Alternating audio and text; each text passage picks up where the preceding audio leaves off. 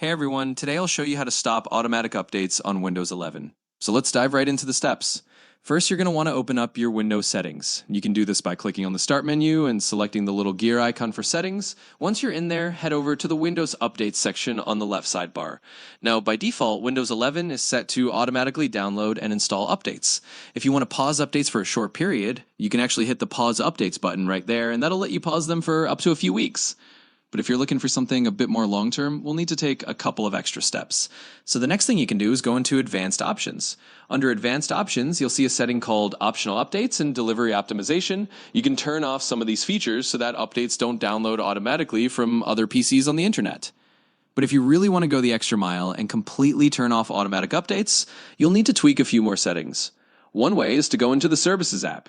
To do that, press the Windows key plus R on your keyboard, type in services.msc, and hit enter. In the Services window, scroll down until you find Windows Update. Double-click on that, and then in the properties that pop up, you can set the startup type to disabled. That means Windows Update won't start up automatically. Just be aware that if you do this, you'll have to manually check for updates in the future to keep your computer secure. And there you have it. With these steps, you can pause or completely turn off automatic updates on Windows 11. Just remember to check for updates once in a while to stay protected. Thanks for watching, and good luck customizing your update settings.